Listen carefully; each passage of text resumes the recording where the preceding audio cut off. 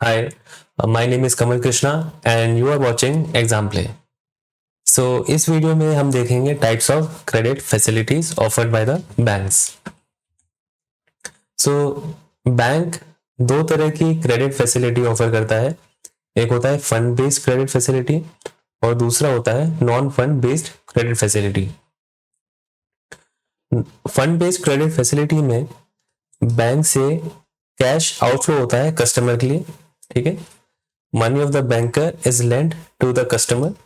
और fund based credit facilities में generally जो ऑप्शंस देखने को मिलते हैं वो होता है cash credit, overdraft, demand loan, term loan और bill finance. Non fund based credit facility का मतलब है कि एक्चुअली बैंक फंड्स लैंड नहीं करता है कस्टमर को, बट कहीं ना कहीं वो जैसे बैंक गारंटी देता है या फिर लेटर ऑफ क्रेडिट देता है, जिसके बेसिस पे उसको सपोर्ट मिलता है दूसरी पार्टीज के साथ ट्रांजेक्शन करने में, ठीक है। तो फंड बेस्ड और non fund based credit facility होती है। सो इस वीडियो में हम एक्सप्लोर करेंगे फंड बेस्ड क्रेडिट फैसिलिटीज। तो सबसे पहले जो ऑप्शन आता है फंड बेस्ड क्रेडिट फैसिलिटी में आता है कैश क्रेडिट का, जिसे हम सीसी लिमिट भी कहते हैं। और सीसी लिमिट जो है एक फर्म की या कंपनी की वर्किंग कैपिटल नीड्स मीटअप करने के लिए दिया जाता है, short term loan facility to meet working capital needs. अब वर्किंग कैपिटल क्या होता है? बेसिकली एक कंपनी को या किसी भी फर्म को दो तरह के कैपिटल चाहिए होते हैं, लॉन्ग टर्म कैपिटल और शॉर्ट टर्म कैपिटल। और शॉर्ट टर्म कैपिटल को वर्किंग कैपिटल भी कहते हैं। और वर्किंग कैपिटल का फॉर्मूला होता है current assets minus current liabilities. जैसे कि एक ट्रांसपोर्टर है, सपोज उसको एक बस लेनी हो, एक बस आती होगी शायद 40 लाख की, तो 40 लाख की बस लेने के लिए उसको चाहिए होगा लॉन्ग टर्म कैपिटल। और लॉन्ग टर्म कैपिटल में क्या क्या ऑप्शन होते हैं? या तो आप इक्विटी कैपिटल लेते हैं या फिर डेट की तरफ जाते हैं, ठीक है। तो ये होता है लॉन्ग टर्म कैपिटल। जैसे मान लो मुझे बस लेनी हो 40 लाख की, बस तो ले ली मान लो किसी तरह। अब इसके बाद एक बस चलाने के लिए day to day operational expenses होते हैं, यानी कि जैसे मैं बिजनेस कर रहा हूँ ट्रांसपोर्ट का बस में, तो मुझे डीजल चाहिए होगा, ड्राइवर की सैलरी निकालनी होगी, प्लस मुझे मेंटेनेंस का भी कुछ सामान रखना पड़ेगा। जैसे मान लो बस का टायर पंचर हो जाए तो कोई एक स्पेयर टायर रखना पड़ेगा, टूल्स रखने पड़ेंगे, ये सब एक्सेट्रा। तो ये सारी नीड्स पूरी करने के लिए, day to day operational expenses meet up करने के लिए मुझे चाहिए होता है working capital. So CC limit working capital के फाइनेंस के लिए होती है, ठीक है। अब इसका नाम सीसी लिमिट क्यों है? सो फर्स्ट थिंग ये कि जैसे मान लो बैंक ने मुझे 1 करोड़ तक की सीसी लिमिट दी है, तो इसमें लिमिट वर्ड इसलिए है कि 1 करोड़ तक तो मैक्सिमम है वो, मतलब यानी कि जरूरी नहीं है कि जैसे बैंक ने मुझे 1 करोड़ की सीसी दे दी है तो मैं 1 करोड़ उठाने की पावर रखता हूँ। देखो इसमें दो टर्म्स आते हैं, एक तो होती है सीसी लिमिट और दूसरा होता है ड्रॉइंग पावर। सीसी लिमिट किस बेसिस पे दी जाती है? स्टॉक के अगेंस्ट में दी जाती है। और इसमें ड्रॉइंग पावर कैलकुलेट करने के लिए डेटर्स, क्रेडिटर्स और स्टॉक, ये तीन चीजें देखी जाती हैं। और फिर उसके बाद उसमें से मान लो 1 करोड़ मेरी सीसी लिमिट निकल के आई, तो बैंक कहती है कि इसमें से 25% मार्जिन रखती है। सपोज मेरे स्टॉक, डेटर और क्रेडिटर को माइनस करके स्टॉक और डेटर प्लस हो जाएंगे, क्योंकि मेरी करंट असेट्स है, ठीक है। स्टॉक और डेटर मेरे करंट असेट्स हैं और क्रेडिटर मेरे करंट लाइबिलिटीज हैं। तो स्टॉक और डेटर प्लस करके और क्रेडिटर्स को माइनस करके जो निकल के आएगी वैल्यू, मान लो वो सीसी लिमिट हो जाएगी। हालांकि ड्रॉइंग पावर ऐसे कैलकुलेट नहीं होती, हम थोड़ा सा और डिटेल में देखेंगे किसी वीडियो में। सो सपोज मेरी 1 करोड़ सीसी लिमिट आई, ठीक है, मैक्सिमम। तो इसमें से बैंक कहती है कि 25% मार्जिन मनी होना चाहिए, या फिर इसे प्रमोटर्स कॉन्ट्रीब्यूशन भी कहते हैं, ठीक है। एक ही बात है, प्रमोटर्स कॉन्ट्रीब्यूशन या मार्जिन मनी। 25% खुद का ओनर का पैसा होना चाहिए, कैपिटल होना चाहिए। और हम 75 लैक्स की ही इसको ड्रॉइंग पावर देंगे, 75 लैक्स की ही ड्रॉइंग पावर देंगे। तो सपोज 1 करोड़ की सीसी लिमिट आती है और ड्रॉइंग पावर मेरी 75 लैक्स है, तो इसका मतलब है कि मैं as a customer maximum 75 lakhs ही विड्रॉ कर सकता हूं अपने अकाउंट से, सीसी लिमिट से, ठीक है। और सीसी लिमिट क्योंकि स्टॉक के अगेंस्ट में मिलती है, तो बैंक हर महीने या क्वार्टरली बेसिस पे मेरी स्टॉक ऑडिट करने आ सकती है, मेरी फर्म की जो लोकेशन है एड्रेस पे आ सकती है स्टॉक वेरीफाई करने के लिए। प्लस इसमें सीसी लिमिट इसमें सीसी लिमिट में मंथली रिवीजन भी हो सकता है, क्योंकि मेरे स्टॉक चेंज हो सकता है, मेरे डेटर्स भी चेंज हो सकते हैं, तो इसमें मंथली रिवीजन भी हो सकता है मेरी ड्रॉइंग पावर का, सीसी लिमिट का नहीं, मेरी ड्रॉइंग पावर का। सीसी लिमिट जैसे 1 करोड़ बैंक ने एस्टिमेट कर ली कि 1 करोड़ है, तो ये पूरे साल भर चलती है सीसी लिमिट 1 करोड़ की, ठीक है, वो 1 साल के बाद ही रिन्यू हो सकती है। लेकिन ड्रॉइंग पावर जो है मंथली या क्वार्टरली बेसिस पे रिवाइज कर सकती है बैंक, अगर मेरे स्टॉक और डेटर्स में ज्यादा वेरिएशन आता है तो। और इसके लिए हर महीने और या फिर क्वार्टरली बेसिस पे बैंक ऑडिट करने भी आ सकती है, प्लस एज अ फर्म मुझे हर महीने स्टॉक स्टेटमेंट देना पड़ता है बैंक को, ये वेरीफाई करवाने के लिए कि मेरे पास उतने स्टॉक और डेटर्स हैं जितना मेरी सीसी लिमिट जिस बेसिस पे मुझे मिल रही है, ठीक है। सो आगे देखते हैं। It allows organisations to withdraw funds even without a credit balance up to a predefined borrowing limit set by the bank. और इसमें एक नॉर्म्स है, बेसिकली एमपीबीएफ नॉर्म्स कहते हैं उसको, maximum permissible banking finance, MPBF norms. ये 90s में आए थे, आरबीआई ने इसे गाइडलाइंस के रूप में निकाला था एमपीबीएफ नॉर्म्स को, और फिर इसको विड्रॉ भी किया था। लेकिन फिर इसके बाद आरबीआई ने बैंक्स के ऊपर ये ऑप्शनल रख दिया था कि अगर तुम्हें नॉर्म्स फॉलो करने हैं तो कर सकते हो, ठीक है, ये तुम पर ही है। तो इसलिए बैंक, और इसमें 3 मेथड्स होते हैं ड्रॉइंग पावर कैलकुलेट करने के। एक तो सिंपल होता है कि आप है ना सीधा वर्किंग कैपिटल का 25% मार्जिन रखो और बाकी का उसको विड्रॉइंग पावर रख दो। और वर्किंग कैपिटल गैप भी होता है और एक टर्नओवर मेथड भी होता है, तो हम किसी और वीडियो में डिटेल में देखेंगे कि ड्रॉइंग पावर एक्चुअली कैसे कैलकुलेट होती है, ओके। और इसमें जितना अमाउंट विड्रॉ होता है उसी पे इंटरेस्ट लगता है। जैसे कि मान लो 75 लाख की मेरी ड्रॉइंग पावर थी और मैंने मान लो 20 लाख का ही विड्रॉ किया, 20 लाख ही यूटिलाइज किए, तो मुझे एक महीने में, जैसे मैंने पहले फर्स्ट मंथ में मैंने 20 लाख ही विड्रॉ किए, तो मुझे उस 20 लाख पे ही इंटरेस्ट देना पड़ेगा, ठीक है। और उस 20 लाख पे जो भी इंटरेस्ट ड्यू होता है उसको विद इन 7 डेज वापस मुझे क्रेडिट करना पड़ता है अपने अकाउंट में, और फिर उसके बाद नेक्स्ट डे से मैं वापस उसमें से विड्रॉ करना स्टार्ट कर सकता हूँ, ठीक है। सो ये रोलिंग अकाउंट है।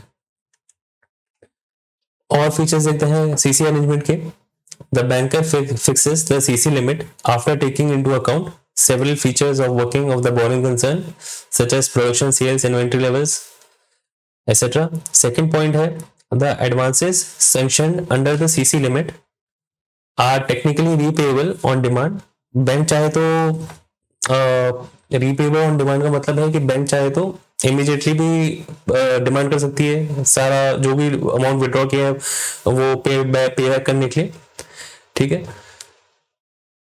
और third is under the CC arrangement a banker keeps adequate cash balances so as to meet the demand of his customers as and when it arises. यानी कि चाहे तुम पूरा अमाउंट यूटिलाइज करो या नहीं करो, एक बैंक को तो उस अकाउंट में उतना अमाउंट मेंटेन करना ही होता है, ठीक है। और मान लो तुमने अमाउंट विड्रॉ ही नहीं किया या यूज ही नहीं किया, यूटिलाइज ही नहीं किया, तो बैंक उस पर कमिटमेंट चार्ज भी लगा सकता है अनयूटिलाइज लिमिट्स पे। सो अब देखते हैं ओवरड्राफ्ट। जो भी कस्टमर अपना करंट अकाउंट मेंटेन करता है किसी बैंक के साथ, सपोज उसमें 50 लाख रखे हो, तो बैंक उसे करंट अकाउंट पे ओवरड्राफ्ट की फैसिलिटी देता है, जिससे कि वो जैसे 50 लाख ही रखे हैं तो मान लो हो सकता है 25 लाख ऊपर या 50 लाख और ऊपर की ओवरड्राफ्ट फैसिलिटी एक बैंक दे सकता है कस्टमर को जिसने करंट अकाउंट मेंटेन किया हुआ है उस बैंक के साथ, ठीक है। और कितना ओवरड्राफ्ट देना है ये भी सिंपल बैंक पे ही डिपेंड करता है कि उस फर्म के फाइनेंशियल्स कैसे हैं, कैसा प्रॉफिट है, कैसा टर्नओवर है, और अपनी सिक्योरिटी के लिए कोई कोलेटरल भी, कोई सिक्योरिटी भी चार्ज में रख सकता है बैंक। सो ये भी वर्किंग कैपिटल फाइनेंस के लिए ही यूज किया जाता है ओवरड्राफ्ट भी। सेम जैसे सीसी लिमिट 12 महीने यानी कि 1 साल के लिए पूरा लग जाता है, ओवरड्राफ्ट भी जो इसमें अमाउंट डिसाइड होती है वो पूरी 1 साल के लिए लग जाती है। और सेम ये भी रोलिंग अकाउंट होता है कि जैसे ही जितना अमाउंट विड्रॉ करते हो उसी पे इंटरेस्ट लगता है, ठीक है, मंथली लगता है। ओवरड्राफ्ट और सीसी लिमिट में बस एक बेसिक डिफरेंस ये है, सीसी लिमिट हमेशा स्टॉक्स के अगेंस्ट में मिलती है, तो इसलिए हर महीने तुम्हें स्टॉक स्टेटमेंट देना पड़ता है बैंक को। ओवरड्राफ्ट में कोई स्टॉक स्टेटमेंट देने की जरूरत नहीं होती है, ठीक है। और सीसी लिमिट में जैसे बैंक्स ऑडिट करने के लिए आ सकते हैं, तो ओवरड्राफ्ट में कोई ऐसा प्रोविजन नहीं है। ये कुछ पॉइंट्स हैं, इसके कुछ फीचर्स हैं ओवरड्राफ्ट के। Overdraft are generally granted against the security of government securities, shares, debentures, national saving certificates, LIC policy etcetera. अब देखते हैं बिल फाइनेंस। बिल फाइनेंस को समझने के लिए एक बार हम एक एग्जांपल ले लेते हैं। सपोज दो लोग हैं, एक है ए और दूसरा है बी, ठीक है। अब सपोज ए को बी से कुछ मशीन खरीदनी है, कोई मशीनरी खरीदनी है, महंगी मशीन है, 1 करोड़ की मशीन है। तो ए बी के पास जाता है मशीन लेने के लिए और उसे बोलता है मेरे पास अभी पैसे नहीं है, मैं कुछ टाइम बाद दे दूंगा। तो बी उसको कैसे उस पर कैसे ट्रस्ट करे कि वो वापस पैसे दे देगा और वो भी टाइम पे दे देगा, ठीक है। तो इस केस में बी क्या करेगा, बी एक बिल ड्रॉ करेगा, बी फॉर बिल, ठीक है। बी एक बिल ड्रॉ करेगा जिसे बिल ऑफ एक्सचेंज कहेंगे, ठीक है।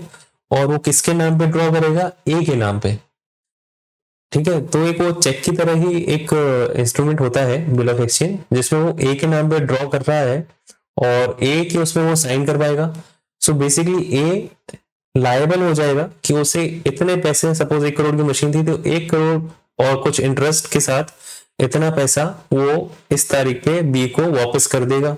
ये इंस्टॉलमेंट में भी हो सकता है, वन टाइम पेमेंट में भी हो सकता है। ये बिल ऑफ एक्सचेंज इनके एग्रीमेंट पे डिपेंड करता है। हो सकता है कि बी मान लो 1 करोड़ का लोन दे रहा है ए को, मतलब 1 करोड़ का क्रेडिट दे रहा है मशीनरी, तो बी पर डिपेंड करता है, उन दोनों के बीच में एग्रीमेंट पे डिपेंड करता है कि B one time single payment लेना चाहता है या इंस्टॉलमेंट्स में लेना चाहता है। तो इंस्टॉलमेंट्स में अगर लेना चाहता है, सपोज 5 इंस्टॉलमेंट्स है 10 इंस्टॉलमेंट्स में, तो वो 10 बिल ड्रॉ करेगा अलग अलग, ठीक है। और अगर एक ही बिल ऑफ एक्सचेंज ड्रॉ कर रहा है तो वो एक ही पेमेंट वापस ले रहा है एक बार में, तो वो एक ही ड्रॉ करेगा। तो ए बी से क्रेडिट पे एक मशीनरी लेने जाता है, ए कहता है मेरे पास पैसे नहीं है, आई नीड क्रेडिट। तो बी क्या करता है, बिल ड्रॉ करता है ए पे, ठीक है। तो बी इस केस में ड्रॉर हो जाएगा, ए हो जाएगा ड्रॉई, ठीक है। अब हम एक सिचुएशन और देखते हैं आगे। मान लो कि बी को कुछ पैसों की वापस जरूरत पड़ गई, बी को कुछ पैसे चाहिए इमीडिएटली, उसे और मशीनरी बनानी है और ऑर्डर्स आ रहे हैं उसके पास। तो बी इस केस में, और मान लो बिल ऑफ एक्सचेंज अभी ड्यू डेट आई नहीं है, 1 महीना या 2 महीना है, लेकिन बी को इमीडिएटली फंड्स चाहिए। तो बी किसी बैंक के पास बिल डिस्काउंट कराने जा सकता है, अपने बैंक के पास बिल डिस्काउंट कराने जा सकता है। वो बोल सकता है कि देखो जैसे मेरे पास 1 करोड़ का बिल ऑफ एक्सचेंज है लेकिन मुझे पैसे इमीडिएटली चाहिए, तो बैंक इस केस में बिल डिस्काउंट करके बी को फाइनेंस कर देता है पैसे। मान लो 1 करोड़ का था बिल ऑफ एक्सचेंज, तो बैंक उसको हो सकता है 95 लाख ही दे, ठीक है। 5 लाख डिस्काउंट करके 95 लाख दे दे बी को, ठीक है। और क्योंकि अब वो बैंक के पास चला गया बिल, तो ए वापस पैसे किसको देगा, ए पैसे वापस देगा बैंक को, पूरे के पूरे 1 करोड़, ठीक है। तो इसमें 5 लाख का डिस्काउंट जो है वो बी का एक तरीके से लॉस हो गया या इंटरेस्ट चार्ज हो गया, ठीक है। और बैंक की उसमें वो 5 लाख की वो फीस उसकी वो अर्निंग हो गई। सो हम देख लेते हैं एक बार, ये क्या है। It is a binding short term financial instrument that mandates one party to pay a specific sum of money to another at a predetermined date और ऑन डिमांड। और usually bill finance does not involve any interest payment, okay, but a creditor might charge a penalty fee or interest if it does not receive the due amount by a predetermined date.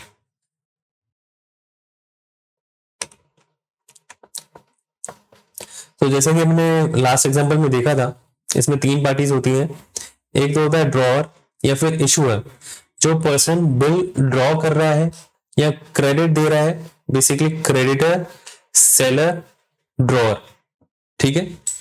ये bill draw कर रहा है और उस पर ये sign करवाएगा ड्रॉई से, यानी कि जो उधार ले रहा है, जो कस्टमर है, वो हो गया डेटर और वो हो गया वही ड्रॉई।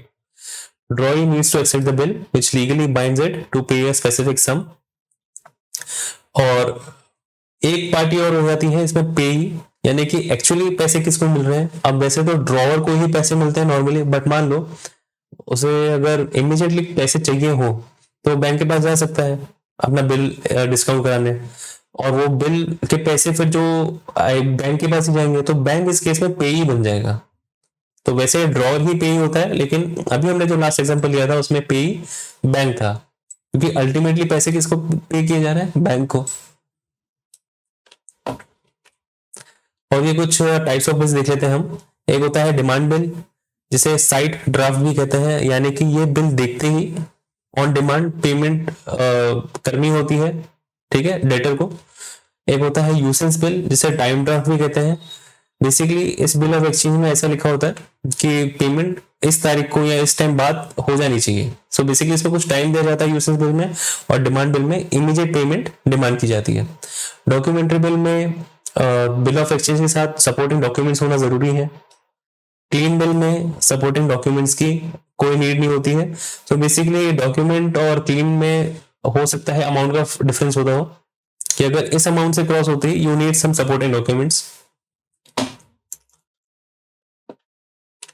अब हम देखते हैं फाइनली टर्म लोन को।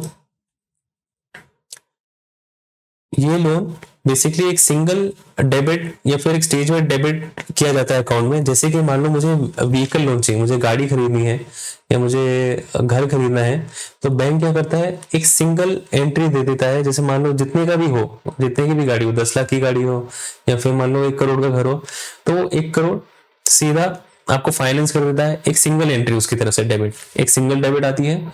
और आपसे पैसे वो चाहे तो इंस्टॉलमेंट में भी मांग सकता है। जनरली जो हम ईएमआई का कॉन्सेप्ट देखते हैं वो टर्म लोन का ही होता है, या फिर व्हीकल्स में भी जो ईएमआई लगती है वो टर्म लोन ही होता है। तो बैंक चाहे तो इंस्टॉलमेंट में वापस पैसे ले सकता है, या फिर एक सिंगल पेमेंट भी ले सकता है। वो बैंक और कस्टमर के बीच में एग्रीमेंट होता है। आगे देखते हैं, द अमाउंट में be allowed to be repaid in lump sum और in suitable instalments as per terms of sanction. और अगर वो 3 साल से कम का टेन्योर होता है लोन का, तो उसे डिमांड लोन कहते हैं। और अगर 3 साल से ज्यादा का होता है तो उसे हम टर्म लोन कहते हैं। Under the loan system, credit is given for a definite purpose and for a pre determined period.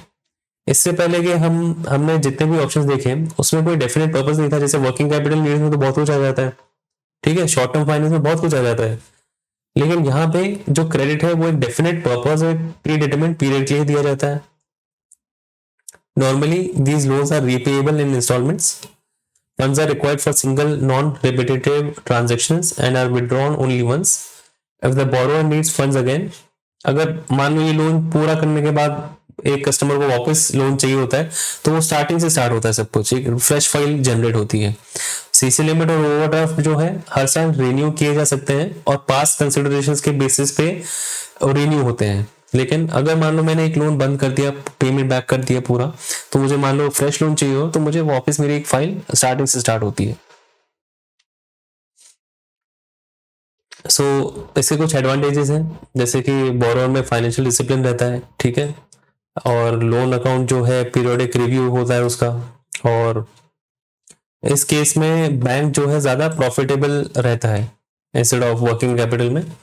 और इसके कुछ ड्रॉबैक्स ये हैं, इनफ्लेक्सिबिलिटी, जैसे कि ये थोड़ा सा रिजिड है, इसमें ईएमआई एक बार जो डिसाइड हो जाती है स्टार्टिंग में वो ईएमआई रहती है।